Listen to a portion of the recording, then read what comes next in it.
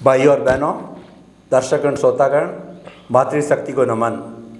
स्वामी जी की कृपा से हमारी सत्संग उत्तरोत्तर प्रगति की ओर। और ये सत्संग कैसी, किसी पर्टिकुलर भगवान, दुनिया में इतने धर्म, ये इतने जो है क्रियाकलाप, रिचुअल्स, उनकी बात नहीं कर रहे हैं।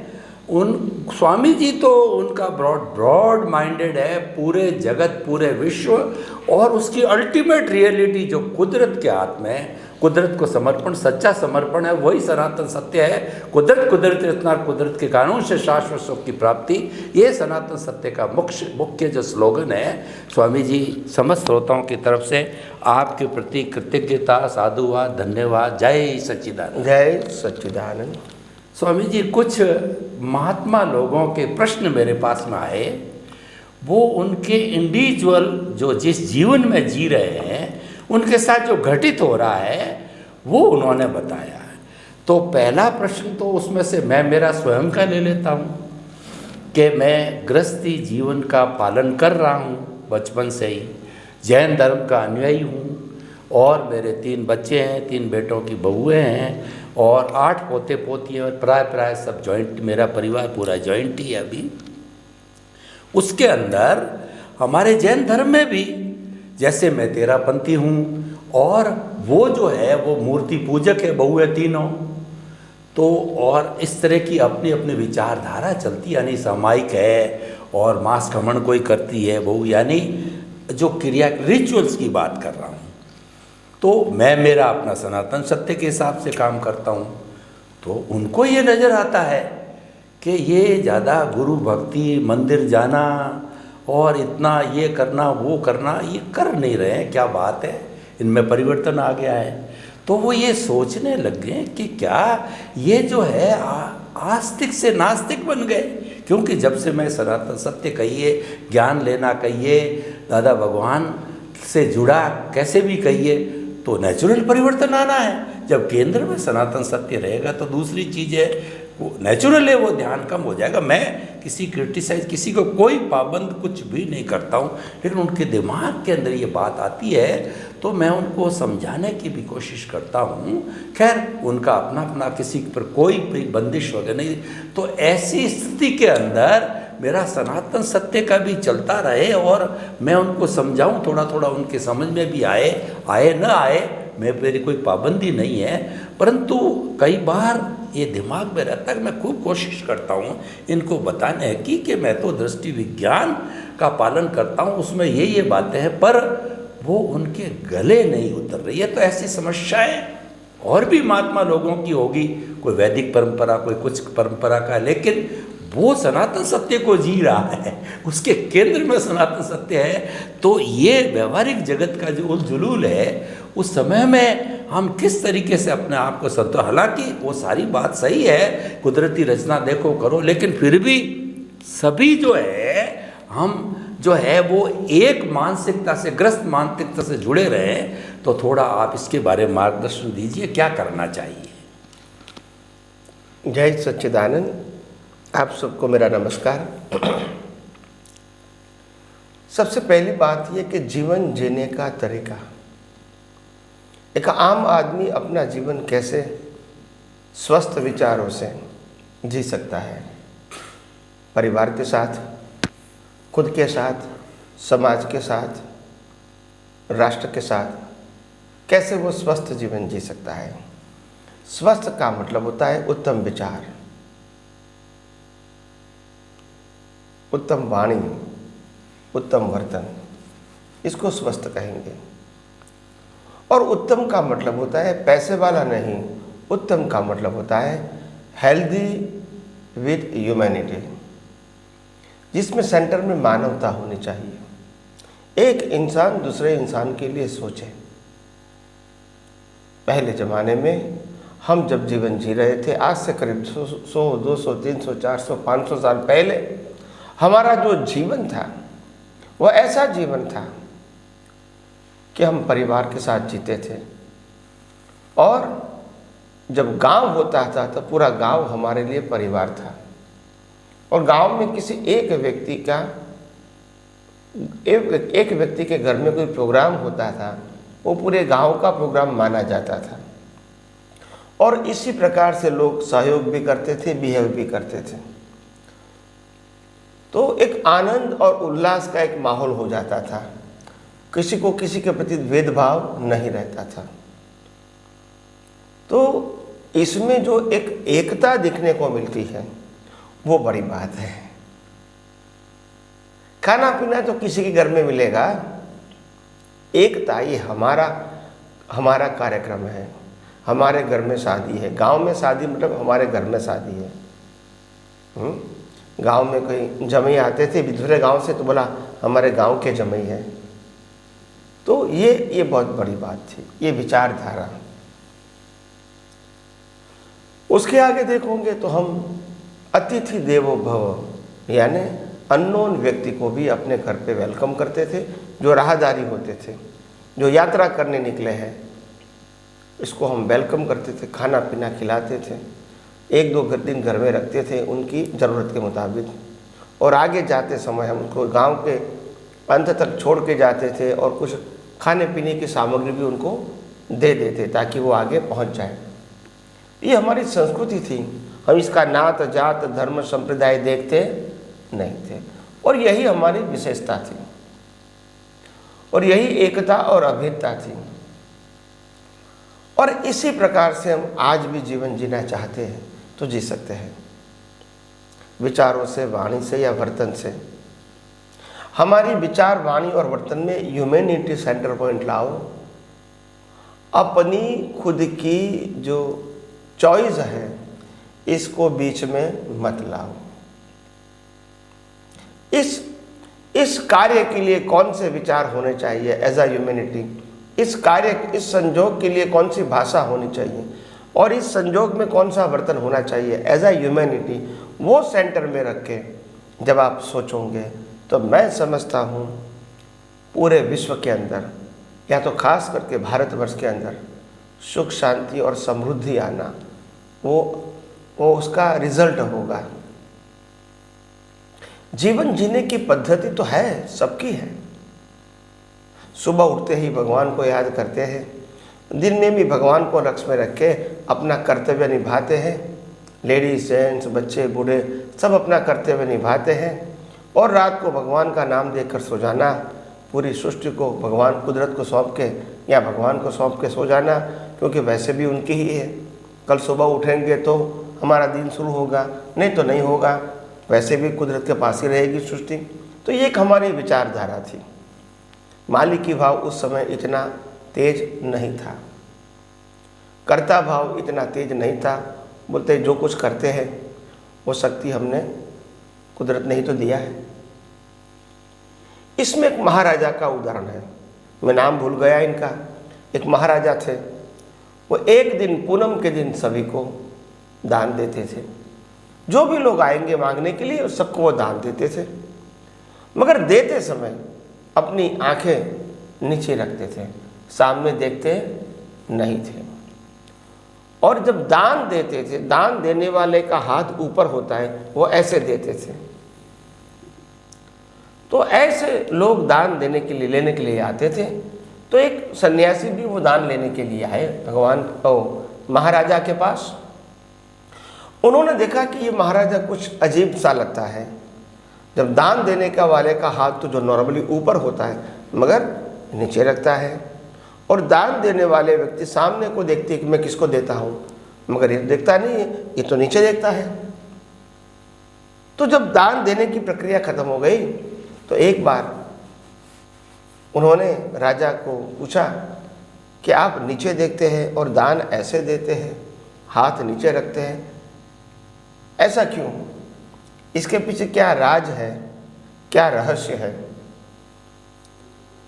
तब राजा ने बताया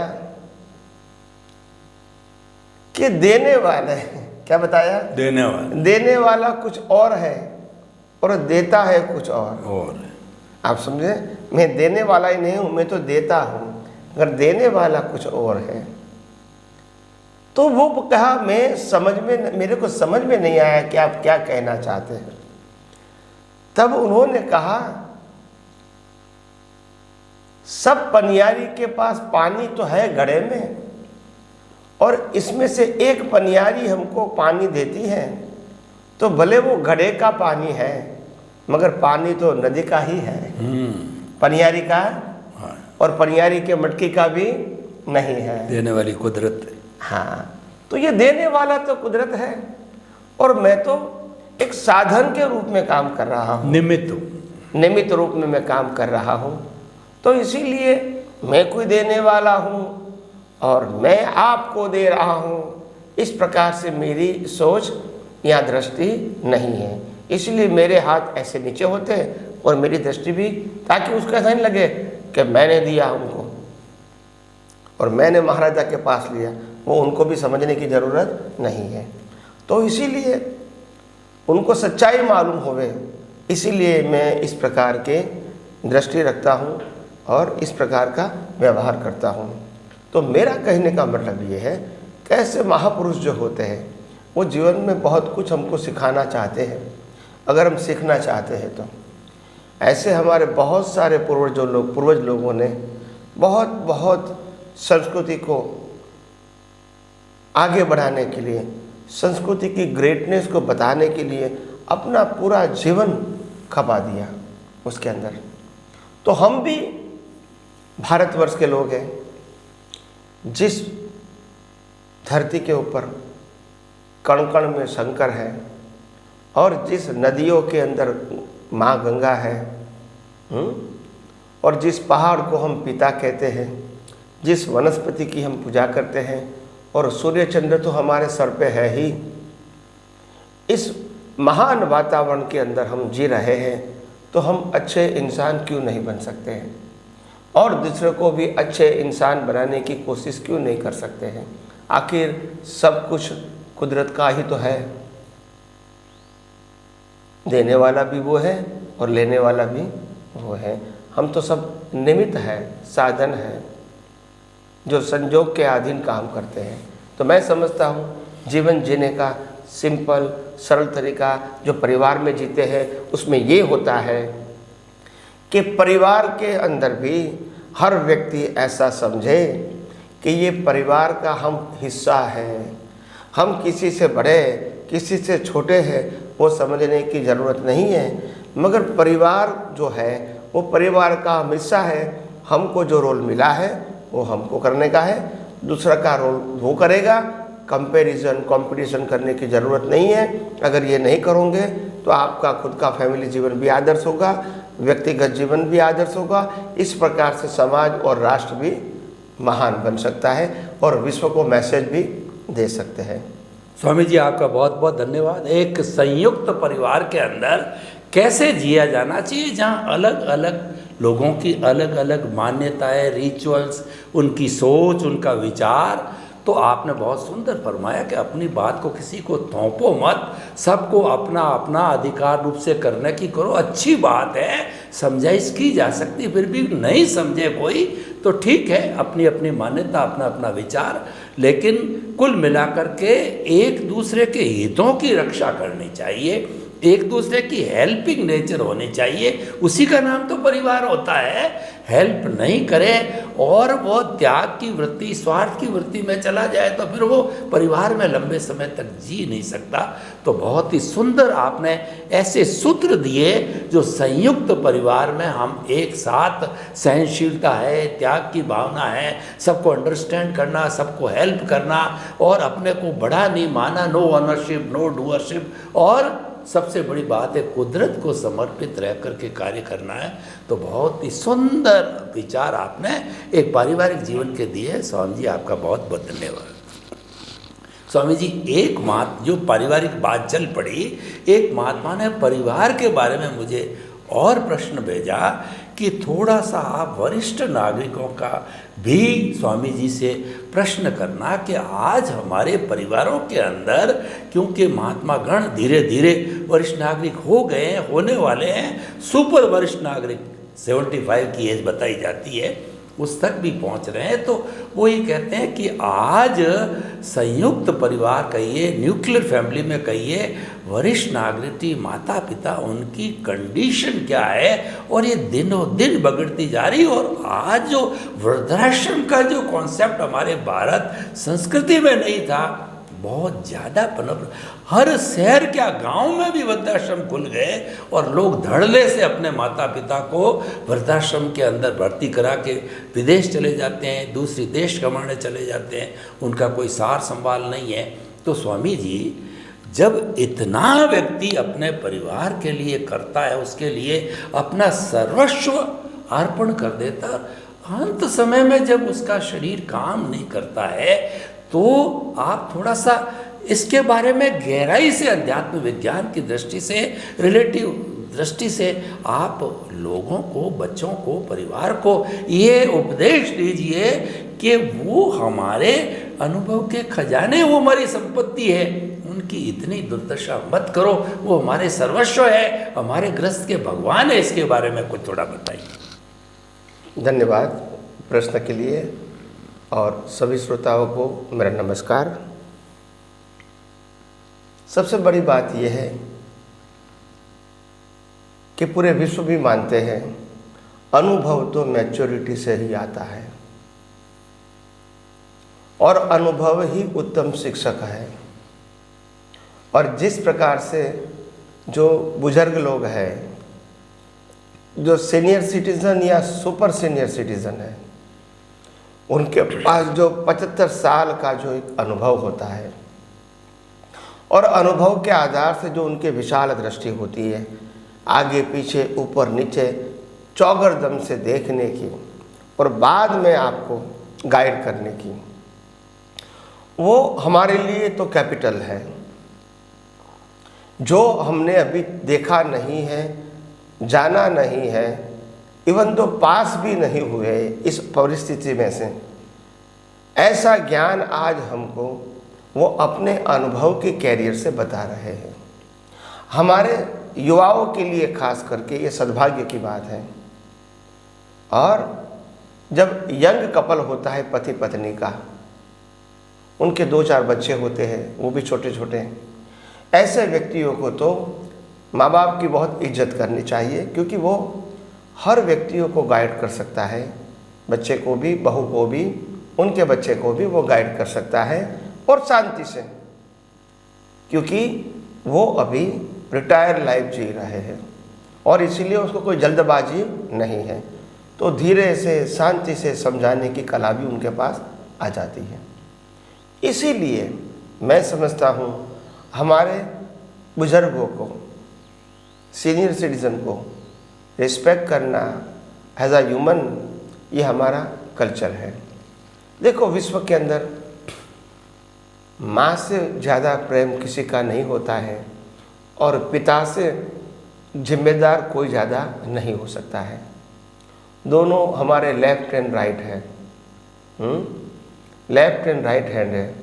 तो उसी लिए उनके पास से हम बहुत कुछ पा सकते हैं, समझ सकते हैं और उनकी सेवा करके, उनके आशीर्वाद प्राप्त करके हम अपना जीवन भी धन्य बना सकते हैं और अपने बच्चे को भी एक शिक्षा दे सकते हैं कि हम जिस प्रकार से हम अपने वडीलों की इज्जत करते हैं, सेवा करते हैं, उसका सम्मान करते हैं, उनकी कही हुई बातों को सोचते हैं, ऐसा ही परंपरा आप चालू रखना, ताकि आपका भी जीवन अच्छे इंसान के रूप में आगे बढ़े। तो जिस प्रकार का माहौल होता है घर के अंदर, इसी प्रकार से उनकी जो नेक्स्ट पीढ़ी होती है, वो भी यही नॉलेज, यही ज्ञान और यही रीति नीति चालू रखता है। तो इसीलिए मैं समझता हूँ कि भारतवर्ष के अंदर जो सीनियर सिटीजनों का जो अभी थोड़ा बहुत कुछ डिफ़िकल्टी आ रही है, क्योंकि युवाओं की जो सोच है वो बहुत भौतिक हो चुकी है, सोशल से भौतिक हो चुकी है। इनको एक इंसान जब एजेड होता है तो उनको क्या प्रॉब्लम होता है, फिजिकली, मेंटली, इकोनॉमिकली, सोशली, उनकी क्या कैपेसिटी होती है और इनके साथ किस प्रकार का बिहेवियर करना चाहिए, ये शायद पैसे के मोह से, युवानी के मोह से और भौतिक आनंद के मोह से ये सब हम भूल गए। हमारे पिताजी और हमारे माताजी भले बुजुर्ग हो सकते हैं, शायद आज पैसा नहीं कमाते हैं, ऐसा भी हो सकता है, और घर में काम भी फिजिकल रूप में वो इतना नहीं कर सकते, वो भी बराबर है, मगर इसका अनुभव तो आज भी हमको बांट सकते हैं, नंबर 1। और नंबर 2, इनकी पूरी युवानी आपके लालन पालन में जिन्होंने स्पेंड किया है, माता ने और पिता ने, ये हम नहीं भूल सकते हैं। दूसरी बात, माता भूखे रहकर भी आपको खाना खिलाने जानती है, और पिताजी भी आपकी कोई भी इच्छा को पूर्ति करने के लिए ही पूरी जीवन में प्रयास किया है। तो ये दोनों हमारे जीवन में लेफ्ट एंड राइट